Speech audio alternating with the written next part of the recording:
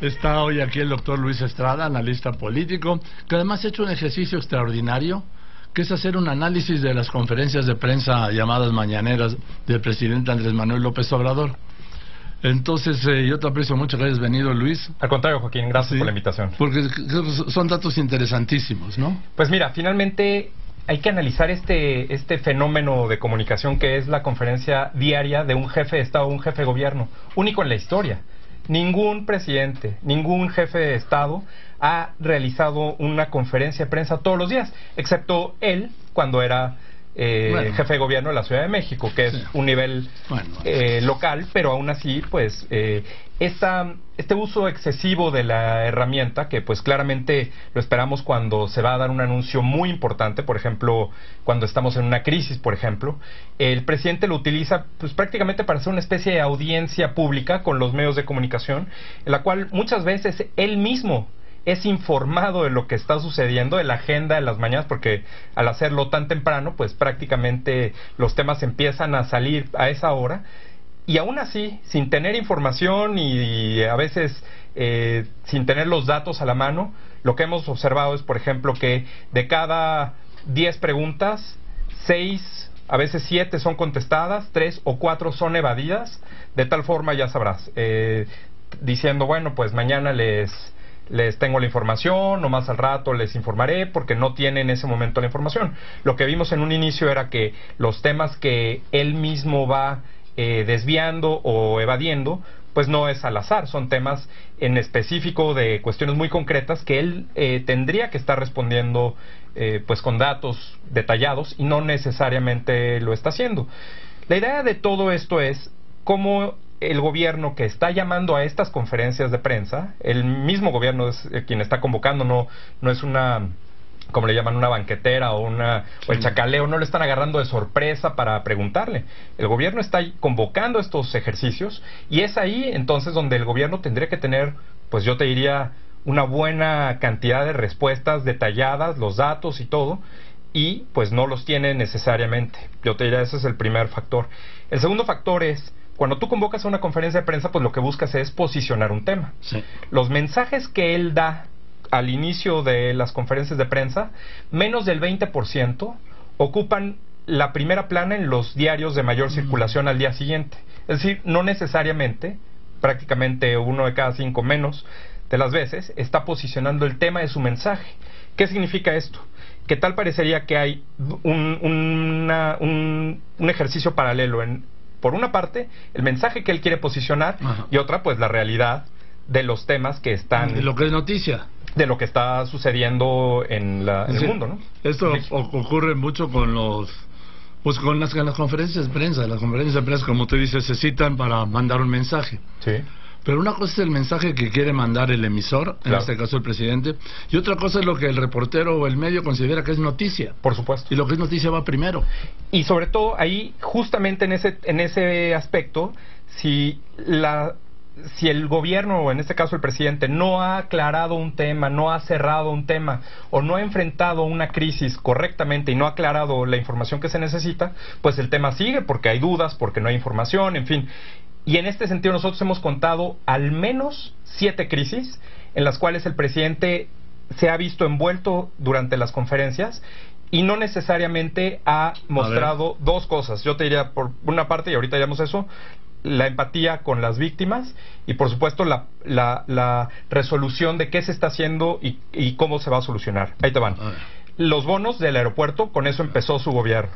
Segundo, la crisis de desabasto, que para algunos lugares todavía sigue. Sí, claro. Tercero, la explosión de Tlahuelilpan. 4, antes de eso, el accidente del helicóptero de la gobernadora y el coordinador, su esposo, del PAN en el Senado.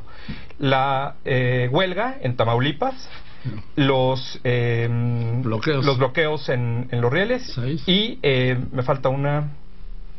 y por supuesto la situación y el posicionamiento con Venezuela. Claro. De todos estos temas, el presidente, a pesar de que no quisiera hablar, pues claramente las preguntas se dan sobre eso, porque no está solucionado el tema, porque en específico el presidente no tiene una empatía o no muestra empatía con las víctimas. Cada una de estas crisis... ¿Cómo que no muestra empatía con las víctimas? Por ejemplo, van 125 personas fallecidas por el terrible accidente en Tlahuelilpan. Y hay muchas personas también en los hospitales. El presidente no ha ido una sola vez a ninguno de los hospitales. Fue su esposa, ¿no? Pero él no. La esposa no está en las conferencias de prensa mañaneras. ¿Por qué decimos y todo lo centramos con el presidente? Porque el presidente ha centrado la comunicación del gobierno en las conferencias. Te voy a decir un dato. 9 de cada 10 tweets de la cuenta Comunicación Social del gobierno, 9 de cada 10 tiene el hashtag conferencia presidente.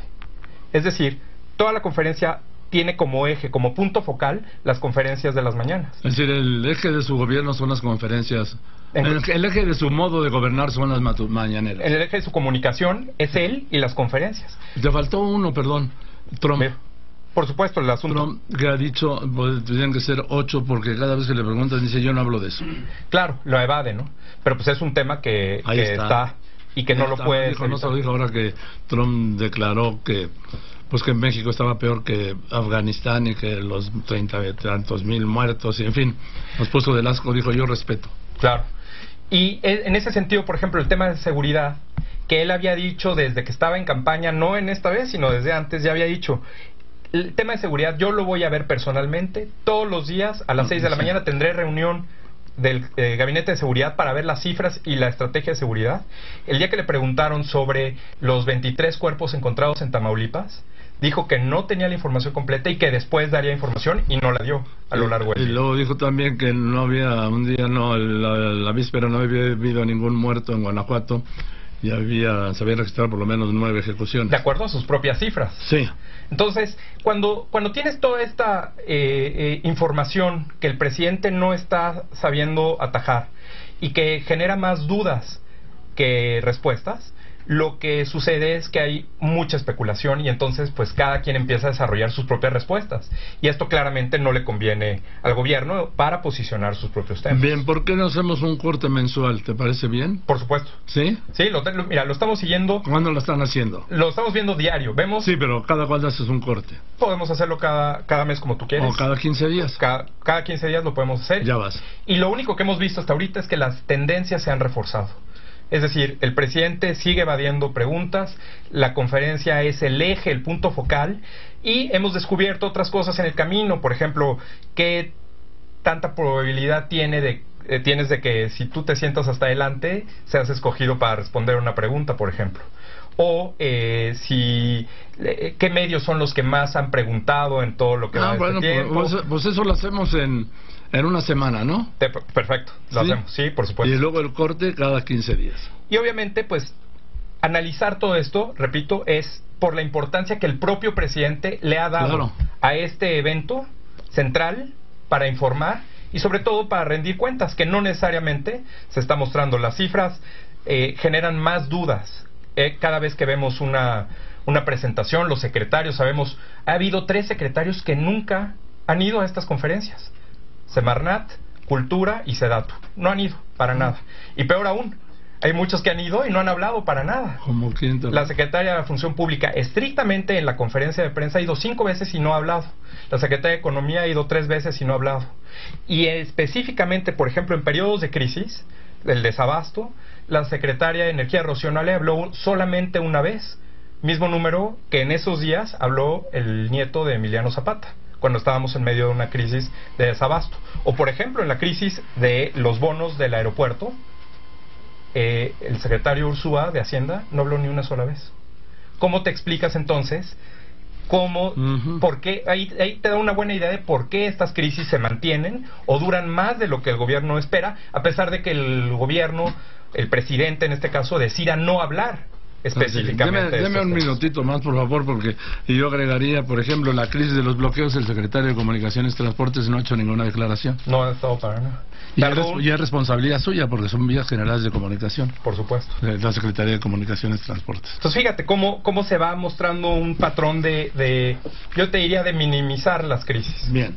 Luis, entonces nos vemos en una semana con este análisis y en otra semana más empezamos con la revisión quincenal de las mañaneras. Por supuesto, claro que sí. Gracias, doctor. Gracias, Joaquín. Me da mucho gusto verte, el doctor Luis Estrada.